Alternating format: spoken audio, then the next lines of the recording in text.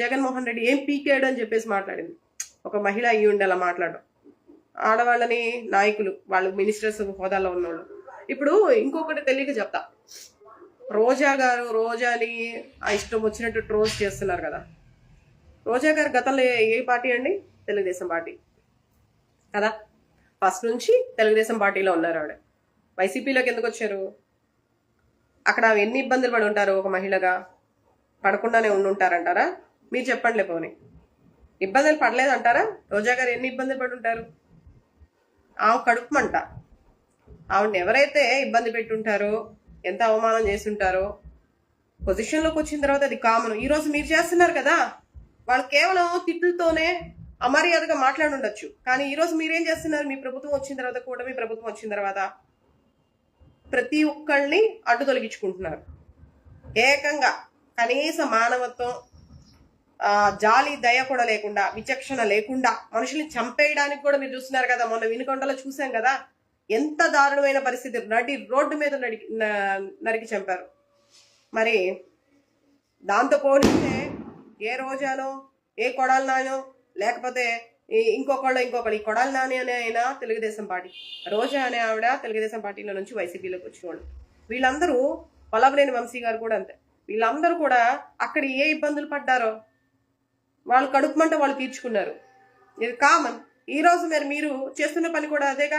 కూటమి ప్రభుత్వం కూడా వైసీపీలో ఎవరైతే ఇబ్బంది పెట్టారో వాళ్ళందరినీ కూడా ఈరోజు వాళ్ళ మీద లేనిపోని కేసులు పెట్టడం, మిమ్మల్ని ఇబ్బంది పెట్టారని చెప్పేసి ఈరోజు మీరు రివెంజ్ తీర్చుకుంటున్నారు కదా. వాళ్ళ మీద కేసులు పెట్టడం, వాళ్ళని చంపేయడం, వాళ్ళ మీద దాడులు చేయటం, వాళ్ళ ఇళ్ల మీదకి దాడులు చేయటం, ఇట్లా చాలా చేస్తున్నారు కదా. మరి వాళ్ళు చేసిన తప్పైతే మీరు చేసేదేంటి? మీరు చేసేది తప్పు కదా. మీరు చేసేది కూడా తప్పే కదా. వాళ్ళు కొంతే చేశారు.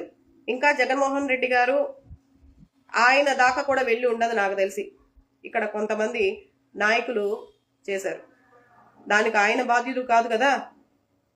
అధికారం ఉందని కొంతమంది రెచ్చిపోయిన మాత్రం, అంటే రెచ్చిపోయారు అనేది మాత్రం వాస్తవం కాదని నేను చెప్పట్లా. అధికార వ్యామోహంతో కొన్ని విచ్చలవిడితనంగా ప్రజల్ని లెక్క లేకుండా చాలా మందిని ఇబ్బంది పెట్టారు అనేది వాస్తవం. అన్నంత మాత్రాన జగన్మోహన్ రెడ్డి ఏమీ చేయలేదనడానికి, ఇప్పుడు కొంతమంది 10 మంది నాయకులు సరిగా చేయలేదంటే ఎంటైర్ అధినాయకుడు మంచోడు కాదు అనేది అర్థం కాదు. అలా అర్థం చేసుకోకండి.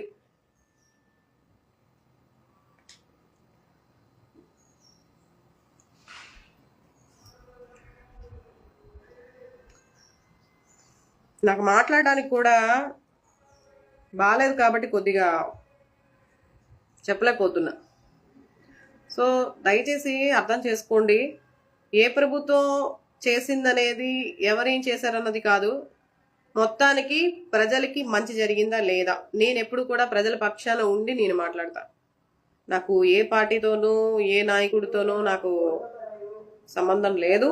అంటే నేను వైఎస్ఆర్సీపీ పార్టీలో చేరుండొచ్చు, కానీ న్యాయం ఎటుంటే అట్టే మాట్లాడతా, నిజం ఎటుంటే అదే చెప్తా.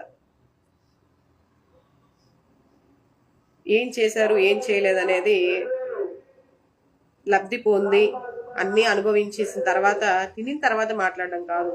నిజంగా మీరు నీతిగా నిజాయితీగా ఉంటే ఆ పథకాలు తీసుకోకముందు, సంక్షేమ పథకాలు తీసుకోకముందు, మాకు సంక్షేమ పథకాలు ఎందుకయ్యా, మాకు అవసరం లేదు, మాకు అభివృద్ధి చేయండి అని చెప్పి మీరు చెప్పాలి.